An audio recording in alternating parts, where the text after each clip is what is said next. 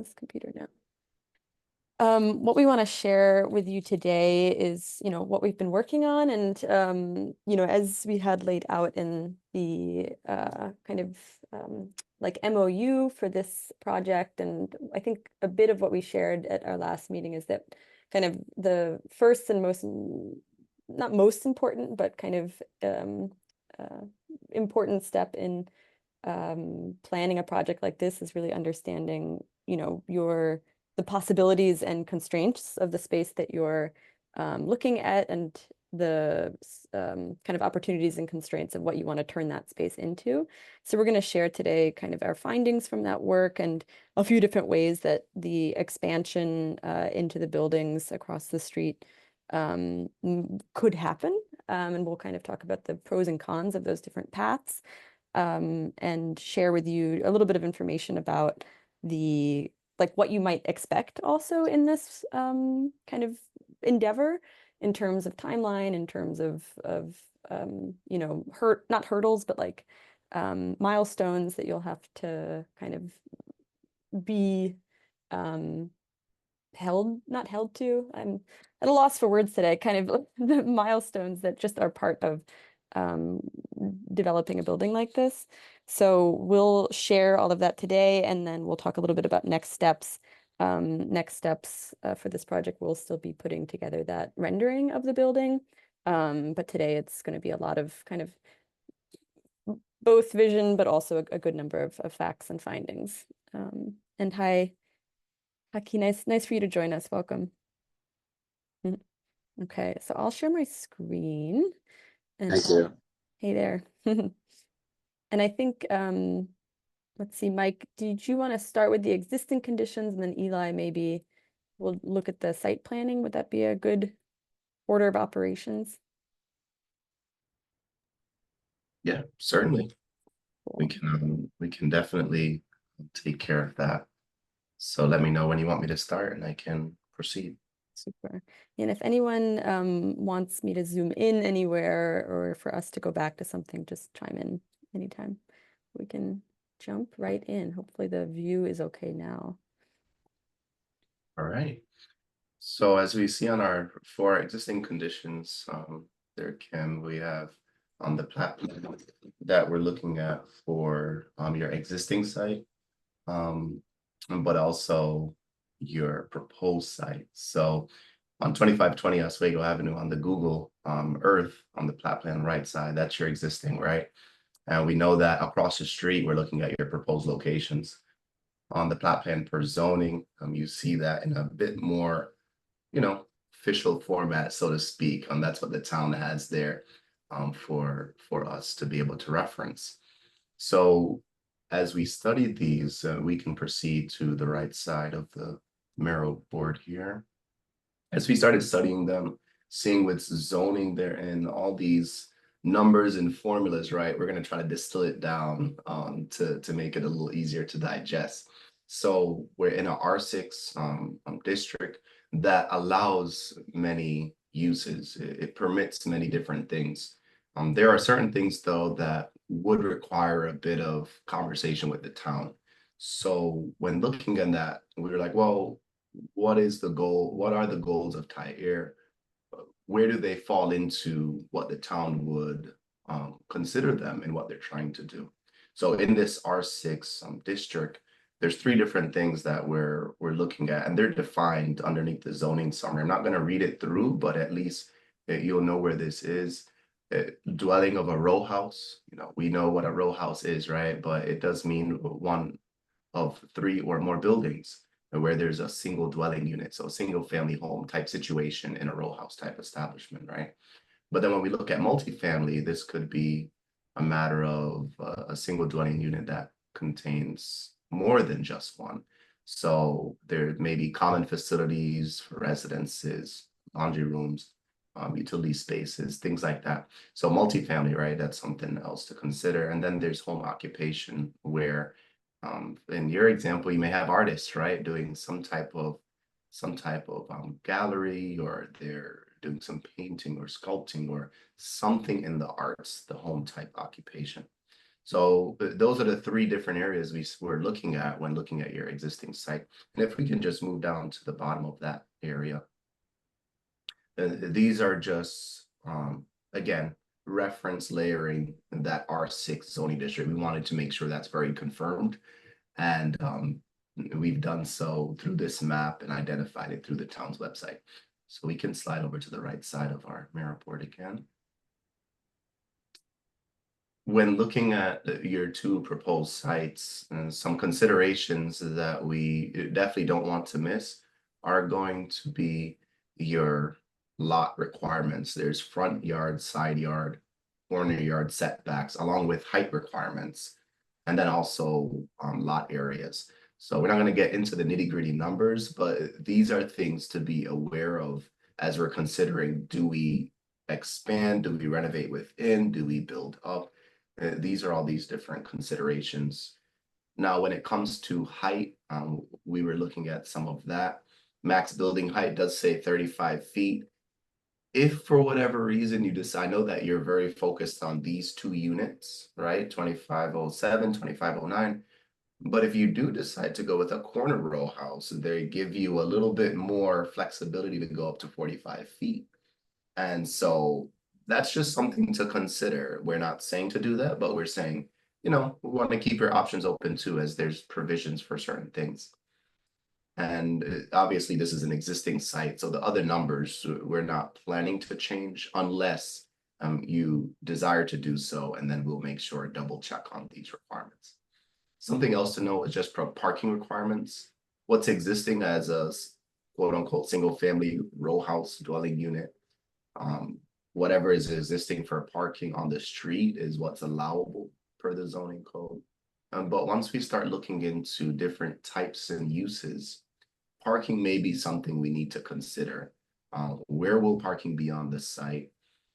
With the increased amount of individuals living in this space, will the on-street parking be enough to satisfy the zoning requirements? Those are questions that would be required to be discussed. And because it's an existing building and we're doing affordable housing, there may be some provisions we could look at as well. We can go to the next area. Awesome. Oh, perfect. So I think at this point we turn over to Eli, right? Yeah.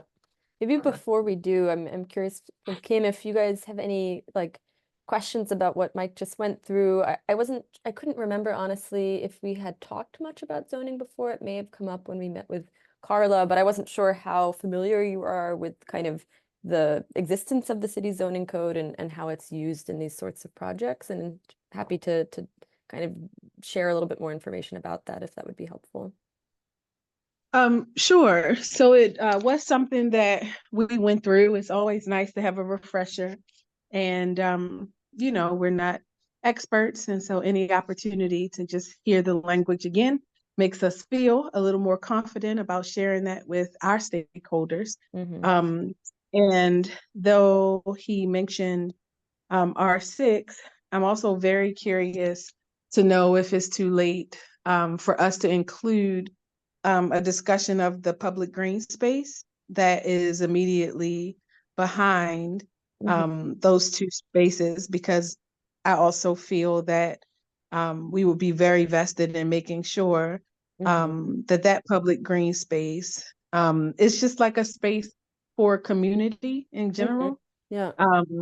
Which would be a space for the artists in residence to actually facilitate discussion, not always inside the house, but a space with intention to facilitate the programming that they do and learn and cultivate inside, but not be, downstairs from their bedroom all the time. Yeah.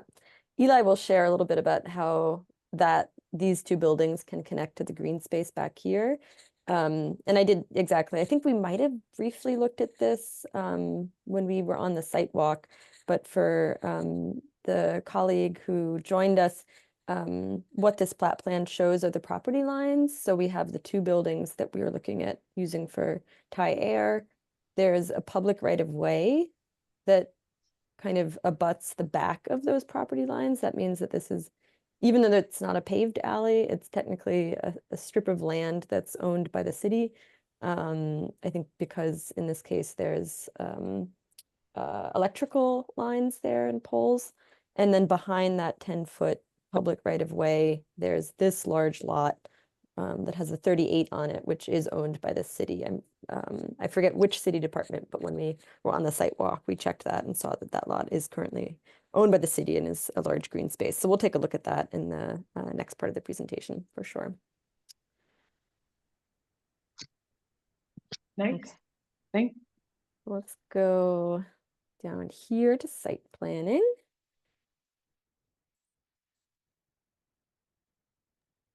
I'll hand it over to Is you. that my cue? Yeah. Okay, Thanks. cool. Well, first off, hi Kim and company, and thanks for joining us. So yeah, and Julia, I don't know when we want to talk timeline. I know we had a little. Was that we want to talk about that after this? I mean, we can, if you feel like it makes sense to look at that in conjunction with the site planning, I can Well, jump over to it. I'll kind of like sort of unbury the lead a little bit here, which is that all of this, Kim, is sort of prep work so that we can, you know, the TAI team can go to the district planner and meet with the district planner, right? So there is a district planner. I'm failing to remember who our planner is. We can look that up, but the idea is we're going to go to that person, and he or she will help us to kind of like adjudicate some of the things that like Michael was just walking through and that I'm going to talk through. And one of those is, you know, just to come with, you know, to come with as much support information as we can and say, so we're going to go to the district planner, you know, or TAI is going to go to the district planner and say, hey, like, this is what we want to do. Tell us what we need to know, right? And that's kind of the punchline here. And so that in terms of the privately owned lots that Michael was just talking about, and the publicly owned, the city-owned lot that you mentioned, that Julia just mentioned, I think it's important to kind of reiterate that when we meet with the district planner and just say like, here's what we're looking to do. Like, what are the pieces we need to put together? Because they're the ones at the end of the day who are going to be interpreting. Like Michael just did a great synopsis, but you know, he doesn't get to decide, right? So it really, he's just giving you as much fodder as possible, so that when we meet with them, they're going to be the ones who actually say like, yes, that is our interpretation, or no, it's not. So with that in mind, this is just sort of like think of this as like Google Earth kind of meets Legos, right? It's just like a very blocky version of your site. And so in that lower right-hand corner where it says existing location, your current, this is all from available city data, so it may or may not be accurate, but it's the existing building is approximately 1,262 square feet. And the proposed expansion in gray across the way there within that kind of rectangular box, kind of over here, is like those are the two proposed properties. And so just kind of giving you an indication. I mean, you know this because it's just, you know, 1 + 1 + 1 = 3, but it would sort of triple the space that you currently have. And so the idea is that, you know, you're kind of moving across the street there, and the proposed expansion would be in those gray spaces. And then we can cruise on over to the next.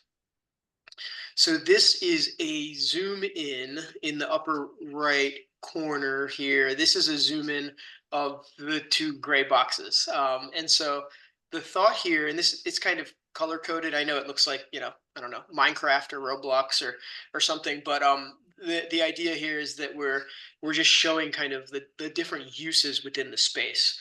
And so the red space out front, of course, you have your lawn, your garden, and that's where you could have some of the cool tea stuff you were talking about, and then the red is really that's the porch, and then you can see behind that there's kind of a peach colored space, which if we combine those properties, which is another step, but combining those properties would give us, I'm being conservative here, but it would give us about 1,000 square feet of, we'll call it living space slash community, not community in the broad sense, but like space for the artist, kind of like how we got together the other day and had that meeting and like everybody was talking, or like, you know, that kind of a thing. So that first floor space would be around 1,000 square feet, so about double what you have now. for those communal events. I would imagine like the artist in residence kind of kitchen and living area would be in that space too. So it'd be that kind of flex space where it's like the artists in residence are hanging there, but also like that's where you could, host meetings, have little gallery shows, coffee, whatever. And then the upper space there is 4 living units that would be about 200 square feet. So like think about like a suite at a nice hotel, right? Like kind of like bathroom, maybe like a little mini area if you want to like have a fridge or something, just like a under the counter thing. And then a bedroom with like a desk area or something like that. So and this is all within that existing building, right? So this is, getting that existing building, probably ripping this thing down to the studs. I'm sure it's not in terrific shape. And then really rehabbing that existing building. And this would conform to the zoning code that Michael was just talking about. And then down at the bottom there, those aren't like, we're not saying that's what we're doing. It's just kind of like vibe shots, kind of based on what we experienced. You've done a great job of kind of bootstrapping the existing space that you have and making it your own. So those are just kind of like some vibe shots of like how maybe how the front porch is both like it's welcoming, but also like a little bit of a barrier, right? And then, just kind of the eclectic nature of some of those community spaces inside bedroom spaces. So if you want to scroll over to the next one, let me clear my ugly hash mark off the screen here. So this is like a little bit more ambitious. And this again, like feel free, Kim, to just say like that doesn't work or that's not what we're thinking, whatever. But this is showing what happens if we actually went up and we added an additional layer of artist residence. So the first layer, this would still be our community space down here. This would still be your porch. And then this is showing like if we extended out the back within the zoning setback, I'm sort of just we're sort of maximizing the site here. So like Michael and Julie and I were like, okay, the last one was kind of like minimal. This is like, what if you just wanted to like push this thing as far as we could, with asking permission, but pushing this as far as we could. And this would give us about 2,000 square feet, so almost double the space on the ground floor, depending upon what we're trying to do down there. And then on the upper level, we again have to combine those properties, so that's a process. But then this is 8 units. So we have the 4 that are in the existing building, and then we're building 4 more on top. This would very likely require a zoning variance. But again, just trying to see like, just throw it out there to see what like you guys think. Like, hey, like that's way more than we're thinking, or like, hey, no, we kind of need 8 units, right? So same thing, but just showing a little bit more, and just kind of like taking the temperature on that, or anything in between. You could say like, hey, we need the extra units up top, but we don't need to expand out back, or the 8's too much and the 4's too little, maybe 6, right? So again, just try to get that out there and just show you like what it would take. This would obviously be a more expensive project, right? Because we're not only rehabbing the existing building, but we're also building on top of it. We'd have to, build that structurally and design it and everything like that. So then I know I've thrown a lot at you, but if you want to just hop to the next slide, Julia, we still have it there. Cool. And this now speaks to, I think, your initial question, Kim, which was like, what happens if we want to kind of sequester some of that back space? Again, this is just very diagrammatically. I know you kind of like that amphitheater kind of round shape. So like, what if you did some kind of like a cool like outdoor amphitheater out there, or if it was just open park space that could be used by the residents in the community?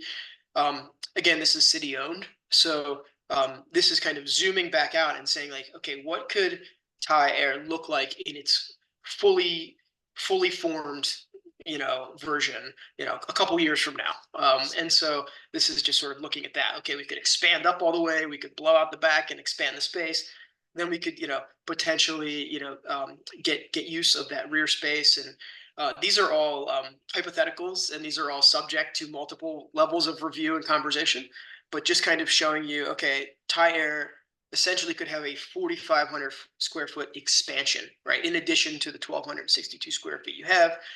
You could have a nice porch and lawn, and then you could have, I don't know, maybe it's an acre back there of space for your activities. So all that is just to throw a bunch of stuff on the wall, and then your team, you can do it today. You can think about it, whatever, but just give us some feedback on which direction we could be trending in here. And Michael and Julia, like, this was a team effort, so I don't want to hog all. This is not all me, so please jump in and fill in anything that I may have missed. Go ahead, Mike. So Oh, if you guys are not going to run to the mic, I can certainly start. Was that silence just the time it takes you to unmute and come to the mic? Let me step back again to make sure you don't have something to say before I go. No, I was just gonna do just a quick moment. These are, as Eli said, we're throwing a lot of stuff at you to think about. And there's two different options, but we would love your feedback because some of these are, it may be either or, but it may be a combination of options and that you may have preferences for. So I like to always just throw that out there so that way you feel that you have creative liberty to make it suit whatever you're trying to do. So we would love to hear your feedback. Thank you for that. So first of all, I love how the conversations we had, even though we were just walking and it kind of seemed like we were in a rush, that it was downloading. Like it downloaded so well, even with the request to want something that was a more rounded space in the midst of a rectangular box. Even that kind of computed. And so just thank you for that. So the idea of having another layer is definitely, building up. 8 would kind of be the max. After that, it's like a full-blown apartment, and we're not trying to create a community within a community, like that is separate from the community.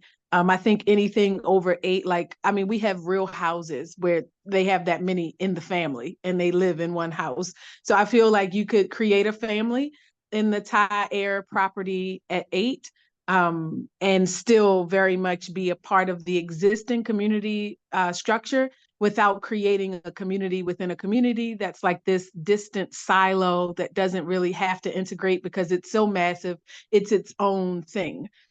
So 8 would be the max, but also 8 is very comfortable because it gives us an opportunity to recruit community artists per discipline. And so that actually fits really nicely. The only thing that I would say is really missing that I would really want is a rooftop. I just feel like rooftop is a big part, even though it may not be scenic yet. Maybe one day it will be scenic. But I feel like it would be that away retreat space that the artists that are actually living inside the space need when they want to go away. Sometimes just to the rooftop would be enough. And so if we could add that, a consideration of what a rooftop lounge or patio, what that would look like. And I mean, it could be, I love eco-friendly. So I love the fact that it could be a part of how we warm the house. In the winter, like those things could be considered. Even things as simple as like catching our own rain and using that, in some way for watering that tea garden, like those kind of things would be great. But using the rooftop space is going to be important for us.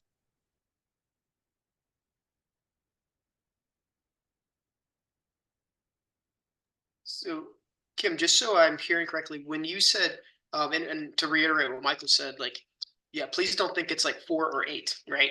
If 8 feels like expansive to you, obviously 8 units is more expensive than 6 units to build. So where do you fall in that range? Are you saying that like for instance, when you said rooftop, like, you could even have like some units back here, right? And then you could have a rooftop like this is the worst drawing I've ever done. But you could have a rooftop that's above that first floor, right? So there's versions of this, like the rooftop doesn't have to be all the way up. Like the rooftop could be kind of like a peekaboo on the 3rd level, right? So just could you talk a little bit more? Is 8 like 8 sounds good to you, or when you're saying 8's the top end, is that a little much for you? So 8 is the target. Cool. And our target is not like a range, it's kind of like that's what we prefer. And that's based on considerations inside of the space that we currently have. In our current space, we wish that we had another level. And so that it only makes sense. But I wouldn't want, for example, it's not like more is better. So just because I say, oh, 8 would be great, it doesn't mean that 10 would be better. I don't know if that makes sense. It does. Yeah. And is the eight plus the units that you have existing? So that would be 10. Is that correct or no? Exactly. Okay. Mhm. One thing that comes to mind for me, and correct me if I'm wrong, Eli or Mike, but something that, you know, is just something to weigh, I guess, and to keep kind of in the like in the back of your head is that I think you mentioned, Eli, that for this kind of 3-floor version, we'd be needing to ask for a variance from the city in order to build higher than that 35-foot maximum. And then to add a rooftop on top of that would also be in addition to the overall building height that we would have to ask for permission for, if I understand that right, Eli. Which Correct. means that you Yeah. might need to think about weighing, Kim, like, you know, the city, for instance, maybe they'd be amenable to increasing the overall building height by 5 feet, but not by 15 in order to add the rooftop. So I guess I don't know that, but as Mike was talking about, like the zoning code has a bunch of these like limits and allowances, but then the interpretation of them is still not something that we decide, but that the city decides, which means, and of course, whether or not they allow a variance is something we don't have or only have a certain amount of control over. So I'm just given that maybe with this 3rd floor already there, the city might not want you to have a rooftop on top of that 3rd floor. If that were to be the case, would you also be open to maybe 6 units and having kind of that like a rooftop instead of 2 of these units on the 3rd floor? If I may So, I chime mean, in, if I may chime in real fast, Kim, the community president of that neighborhood, maybe about a month and a half ago, actually, we did a walk around the community, and I mean, it's exactly to your point of like a rooftop. He, if I'm not mistaken, lives in a house that has like a sort of like a porch on top of the roof. And but he would be a good resource to know, you know, even before we meet with city planners, just like to the extent, and he's been to the house. I don't know if you all met him or you're aware. Brian, he actually works at Council President Nick Mosley's office as well. So, but he actually been to the Oswego house. We haven't had a full we haven't had a full discussion to this extent on the upstairs or up floor, you know, like how his is, or maybe his neighbors. But I do recall, you know, in our walk around, he showed us the outside of his residence and how they did it. So it just may be, you know, good to see his model, what he was able. And that's like 2 or 3 blocks over from Oswego. So just a heads up. Just want everybody to know that. Oh, and Miss Pandora, she may be aware of what I was talking about, but so I'll just be silent now. Good morning, everyone. Sorry, I'm just joining. No worries, welcome. We're also recording, Thank so you. anything that we missed, we'll have for you as well afterwards. Thank you. Thank you so much. Well, can I just jump in on one thing? And then hi, Miss Pandora. Good morning. So yeah, great point. And so 2 things on that.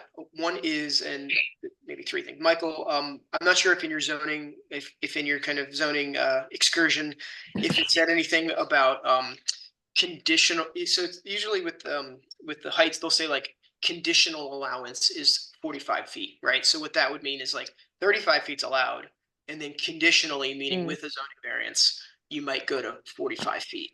And what they're actually going to be measuring likely is not the rooftop deck, but you have to get to the rooftop deck. So, you know, this stair tower would come up, right? This is the second ugliest drawing I've ever done, but like the stair tower would come up there to get you out to a rooftop deck, right? So that would very likely be the top of what we're looking at. And so that would, if they say conditionally, Mike's got his hand raised. I just noticed that icon, so I'll shut up and let Mike talk. But go ahead. No, you're good. You're good. We have room to play, right? Because 35 versus the 45, those are the allowable limits, which means typically we're able to have the conversation based off what we want to do. Now, when it comes to this upper area here, oh, I was trying to see if I can, here we go. That way my mouse is in the area. So this upper, area that's being proposed, that third floor, right? This could, in a way, become a flex space, whether interior or exterior or both. Oh, well, what do I mean by that? Well, it could be, 4 apartments. It could be 2 apartments, 3 or 1. Apartments, I just mean suites, rooms, right, with bathroom.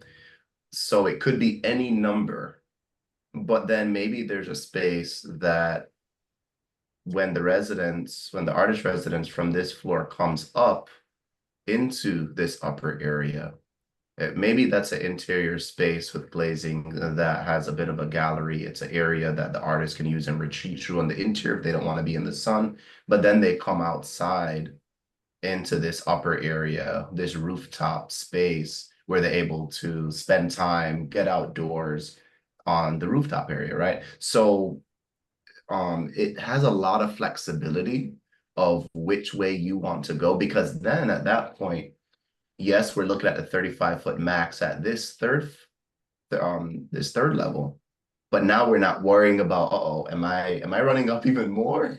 So I just say that to help you, Kim, and Miss Pandora and Haki there, that there's a lot of options. It just depends on which way you want to go, and we're able to support you with that and getting at least some levels of interpretation to prepare you for the final interpretation with the town.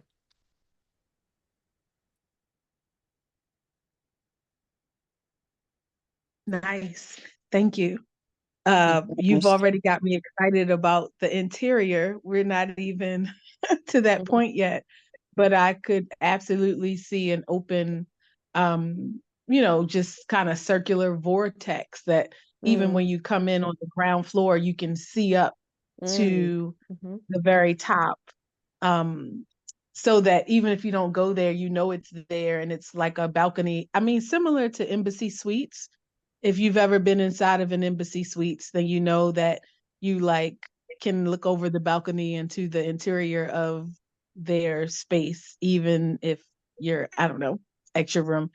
A girl can dream. I'll let you continue. That's where we're at. We're at dreaming. Can I add something? I know I'm just joining, but I like this a lot because when you think about the landscape of the city, at certain points in the city, you can basically see most of the city, and this will give that elevation where anyone on that top level can kind of see far beyond the community.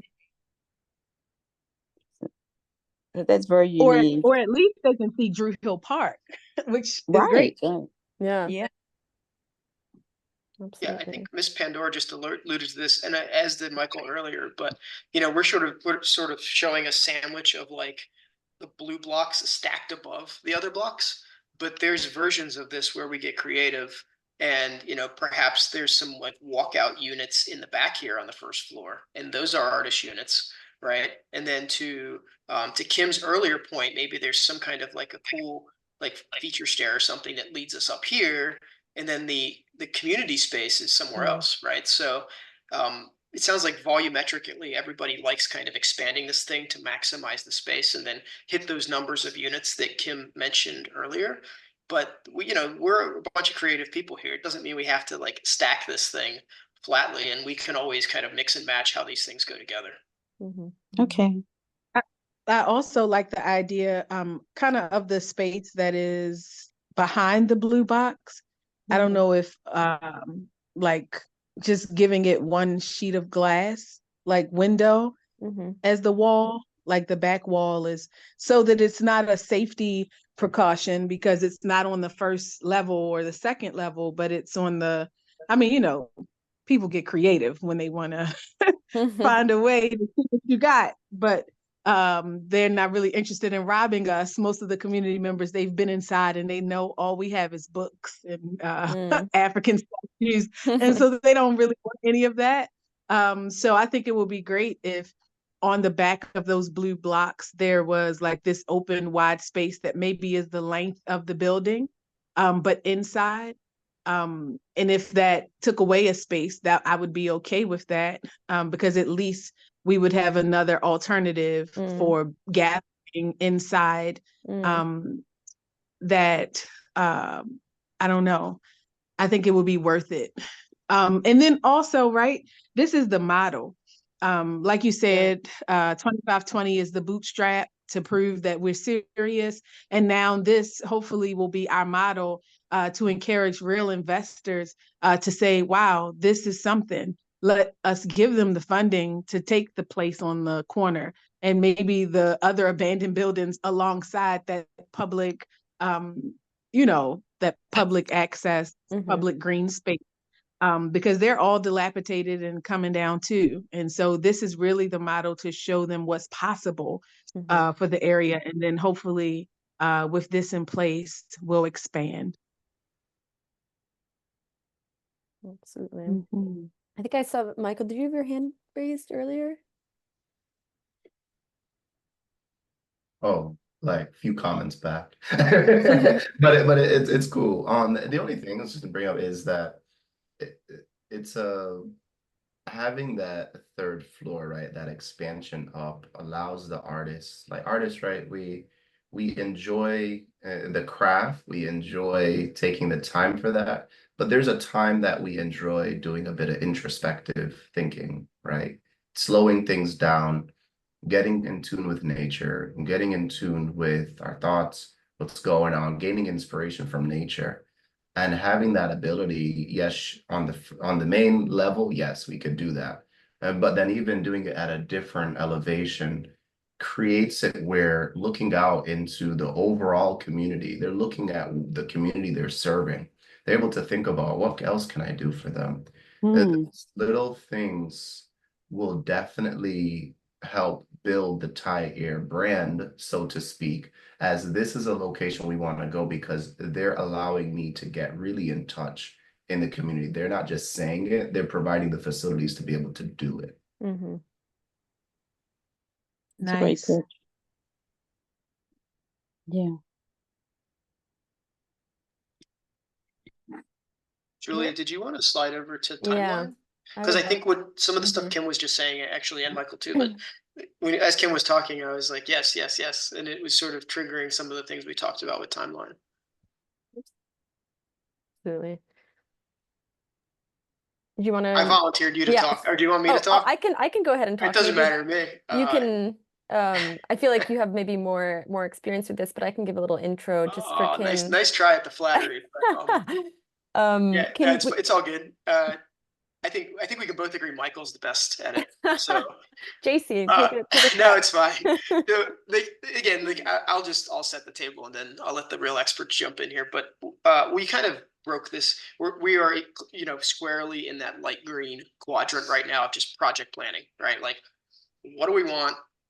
When do we want it? The kind of thing. And so, and even in that first box, right, of like just like the basic planning of the building. And I think Michael was just doing a great job of setting the table for some of the zoning. And then the reason I mentioned this is because then Kim brought up the third box, which is like, are we fundraising? How what's the capital campaign look like? Is there private money? Is there public money? Are we fundraising? Like how do we take the show on the road and drum up? We got to pay for it, capital for this project. And so we're in the green box right now. We'll be in the green box for a while. And we sort of put like rough estimates of a couple months next to some of these things. But within that green box, I think is, everything we're producing, out of this exercise, and then taking that to the district planner and meeting with, I think her, I want to say her, because I think it's her, meeting with her and really saying like, this is what we want to do. We want to build 8 units. What's going to be this tall. let's talk about parking.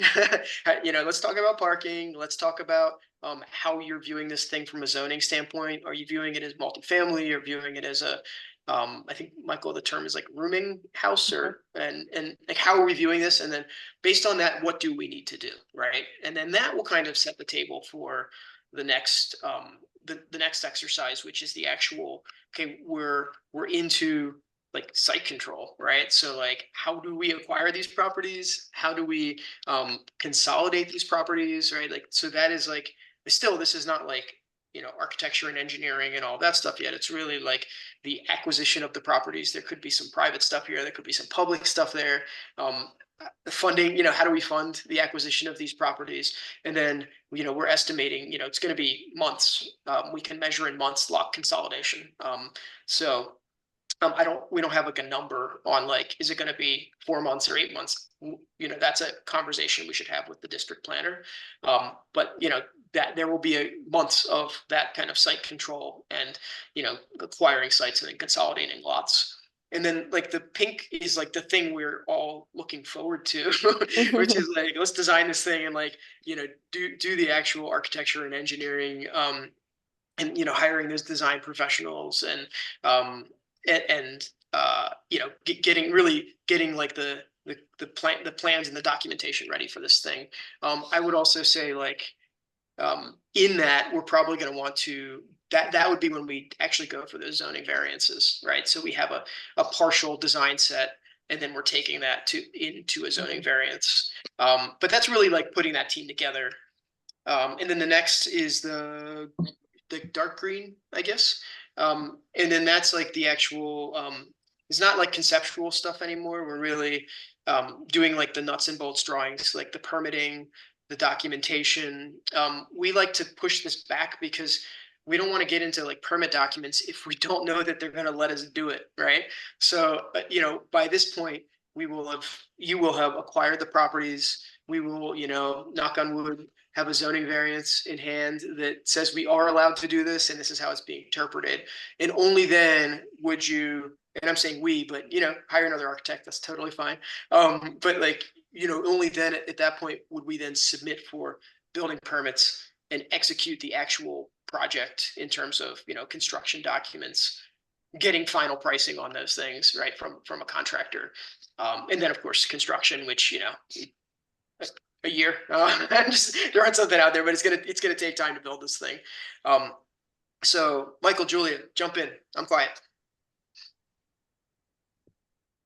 I think one thing that I'll just add, that was a really good overview, I appreciate it, is that some of these things are like, you have to complete A to do B.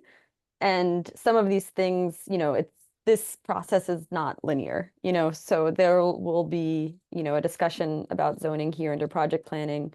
And as Eli said, another one maybe soon after you hire an architect and have an initial design set or something along those lines. The building purchase and lot consolidation definitely should happen after you have that discussion with the district planner, just so that you make sure that the building that you're purchasing, can do what you want it to do. You don't want to purchase a building before being sure that it's going to be able to serve the use that you want it to serve. So that's an example of something that definitely kind of one happens after the other, but some other things like, starting to coordinate your team can already happen now to an extent too. So some of this is not like purely linear, but some things are kind of consequential. I think the only thing I wanted to add. Oh yeah, and then there's kind of the ongoing task that starts as soon as you purchase the building, which is, managing that budget and continuing to fundraise, since some back of envelope estimates you can get early on, but you really won't know what things are costing until a little bit later. So that's an ongoing process.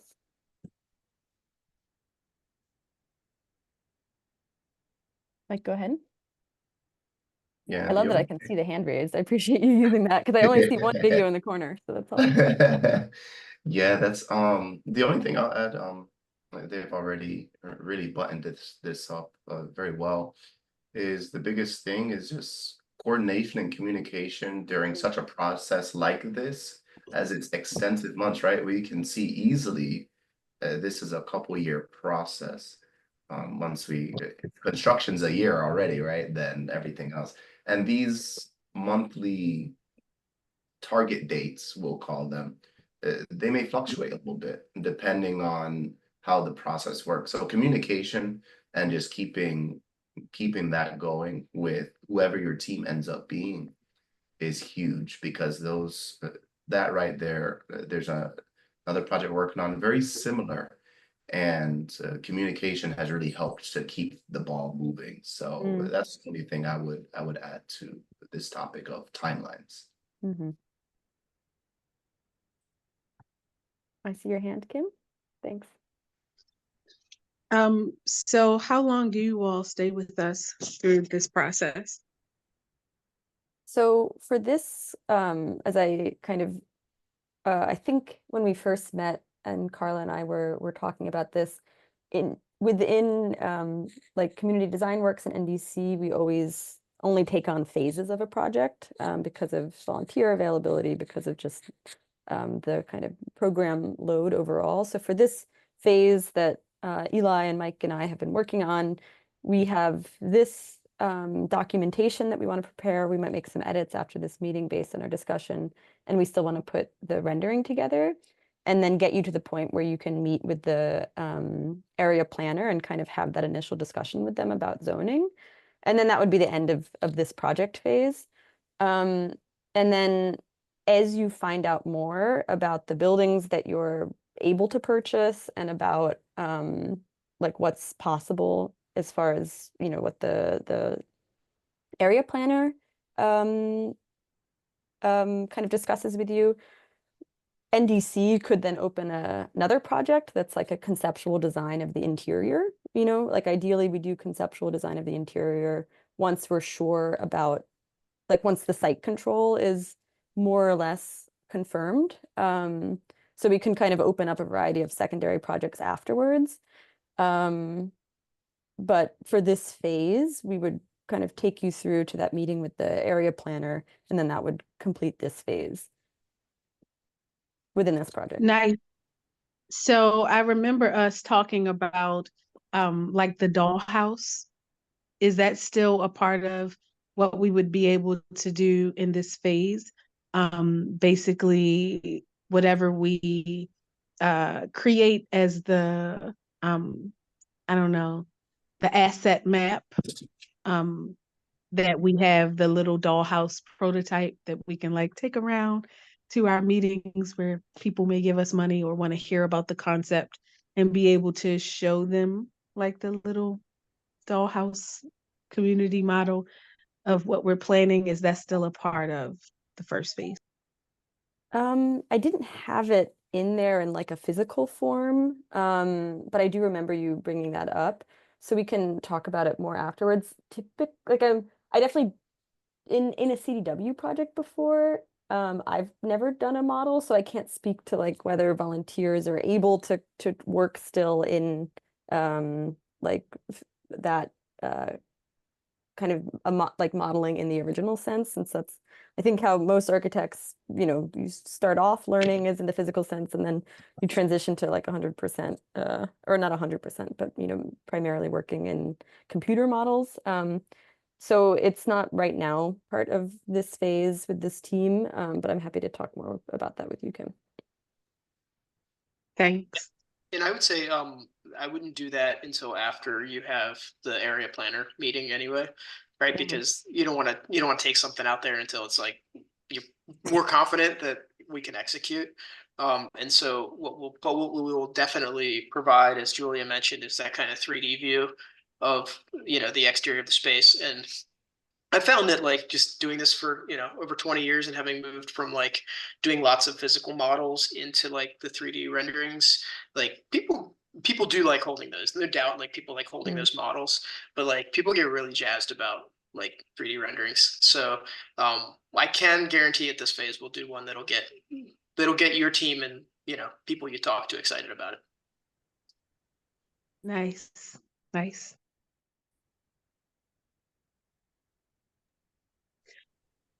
So in terms of the timeline, I can tell you that we already applied for a grant for capital Oh, awesome. funding.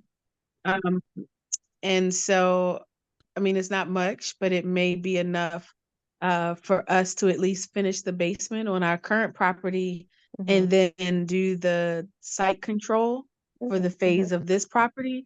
But we're really hoping that we're able to prove that these are just like dilapidated slumlords that like bought these properties and never did anything to them, and they can just be given to us. So we don't want to jump into paying when we could maybe get it for free. Is that something like showing us how that could be done? I don't know, the annual tax sale, or do you all know anything about that process? Is that something that the city or the district planner would discuss with us? Or is that something that you all already know about? I think the city would be the best point of contact for that, since they would coordinate any tax sales or any like receivership process where the city sometimes gets control of these like vacant buildings, and once they have control, then they can gift them. So I myself am unfamiliar with kind of the different avenues that one can take. I think one point of contact that comes to mind for me, other than the area planner, is I forget her official title, but she works at DHCD, the Department of Housing and Community Development, Kelly Bacala for the Northwest, and she's pretty knowledgeable and might also have a good sense of the different avenues. But I don't know, Mike or Eli, if there's something that you all are familiar with in those sorts of processes.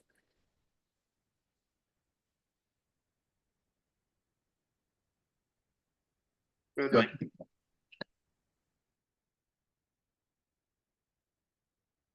Okay. No, really, I was just gonna echo what Juliet said, is just the town is gonna be in the best place to do those. And especially with fundraising and getting those types of properties and gaining control of them, right? The town has way more leverage, so they would be in the best position. Eli may know something else, or so in terms of. No, I mean, yeah, just echoing. I do, I've done this a bunch, and it's like every time it's like the first time you do it. So I usually, as Julia was saying, it's like, ooh, let's go to the area planner, and like this, like she'll be your road. What's nice about that person is like this is mostly a planning and zoning discussion, but that person will also be a great conduit to like all the other people with the city. So those conversations that need to be had, whether it's like a tax sale or how that acquisition takes place, like I found that like I've gone to like Remy a lot, and I'll just go to her, and I'm like, I'm an idiot. What do I do? And she's like, okay, talk to this person, and then go talk to this person. And so usually that person is like the will be the initial roadmap that will then kind of guide you to all those other things. So these are definitely like great questions for that person, and I'm sure they can point you in the right direction. Yeah, no, So go ahead. So I was gonna say, so two questions out of that question. First is, do you all accompany us to the district planners meeting? So is it because like you said, I'm an idiot, I don't know what, like, No, you're not. I kind of feel that if you guys are there, that you'll know the questions to ask, like the smart questions, so that if we do get time with this person, we're taking advantage of it because we come prepared knowing what we want to know the answers to. And you all, if maybe you could help us draft the questions if you can't come with us, or either way, even if you can come with us, maybe if we all know the questions in advance, it'll help us to stay, I guess, abreast, even if you're not there after the fact. And we're working with new people for the second phase. The next question is about the public green space, because it's not dependent on whether or not we have the money to acquire it, because it's for the public and it's just as important. And we want to give that just as much attention as we do the properties that we will own. So can you speak to the timeline around what managing, being responsible for management of that space looks like, because this timeline really speaks to just the constructions of the buildings. And I really take seriously in real time our ability to manage on behalf of the community, what I've already in my mind started calling the secret garden. So, yeah. Mike's raising his hand, and I think Eli, I know, had a hard stop. He might have already, yeah, jumped. So I just wanted to thank Eli real quick and then pass it over to Mike. Yeah, so when it comes to that green space that's owned by the town there, that's something you can work in tandem with trying to figure out the new properties you want to purchase. How could that be? Well, it's a community green space. So if you're coming in as a community partner and phrasing it in a way that, hey, no one's taking care of this. I would love to create a micro park or a small secret garden that can enhance the neighborhood. Or they're gonna love you for it because now they don't have to pay their state employees to go work on that, right? So coming from the lens of a community partner, that angle, they will now say, oh yeah, let's work with you on that. And then if you're working in tandem with that and the other members of the town know that you're trying to get this building and they see your purpose and your drive for community, they're more than likely gonna really help you out on both angles for that. Yeah. And I think that's also something in that Okay. discussion with the area planner, like one question that we can ask them is just making sure they don't have anything planned for that lot. I think it's unlikely, but always to double check that there's not something already kind of in the works in the short or long term from the city's perspective for that lot. And then there's definitely lots of ways to, as Mike said, kind of like create beautiful spaces on city land that the city is all about. Often, like Adopt a Lot is one good route for that, since it is essentially an agreement that you sign with the city just to say that you're taking care of that space, and it doesn't necessarily guarantee that they won't ever do something with it, but it's a little bit more formalized so that for example, if a neighbor complains and says, oh, there's this thing happening on this plot of land, and then the city is like, oh, that's our land, we don't know who's doing that, we'll take it down. That happened actually in a park near my house. There was like a beautiful garden people kind of just did out of their own free time during COVID, and then some neighbors complained about it and the city just took it all down because they never asked the city if they could do that on the public land, which was surprising to me, but definitely is within kind of their purview. So that's something we can also ask the city about and just kind of definitely do some engagement around. And that's another potential like kind of follow-up project, Kim, that we can do through CDW, is some design and engagement around that green space. And as Mike said, in tandem to this process that you'd be going through for the buildings. And just to answer your question from before, and then I will have to kind of gather maybe last questions, and I also have another meeting to head into, but I'm 100% there to join you in that conversation with the area planner. I'm not sure if Eli or Mike would be able to, but at the very least, the three of us would kind of think of those questions together, and then I would definitely be available to join you at that meeting. Perfect. Well, that's it for me. Please send a copy of the recording. We will upload it to our YouTube channel. We always try to do our level best to be transparent and let the community know that supports us, where we are in the process, that they are a part of it too. And so thank you again. Haki, Ms. Pandora, any last questions before we go?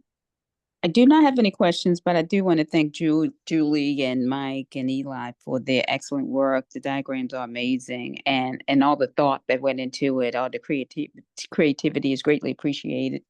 So thank you for that. And I personally look forward to working with you guys along with the TAI team to make this a reality, because it's gorgeous, and I can only imagine what it will do for that community. Absolutely. No, it's a really amazing project. I'm glad that you found us, Kim. And I think Mike and Eli have been just so knowledgeable in this. They're the perfect team for where we're at. And I know it's like still feels probably pretty big, especially with all of this that we've now shared. But, you know, part of that's just out of necessity to kind of start with the like reality of things like zoning and timeline and cost.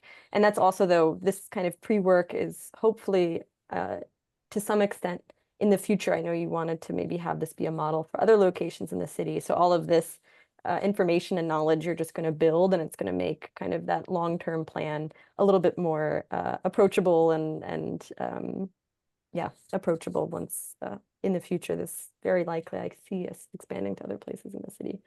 So Nice. I guess the last thing is, I know Miss Peacock is here maybe as a support, but I would love for her to contribute some vibration to the space, because you are here and alive, and that would be very human if you would just maybe say something.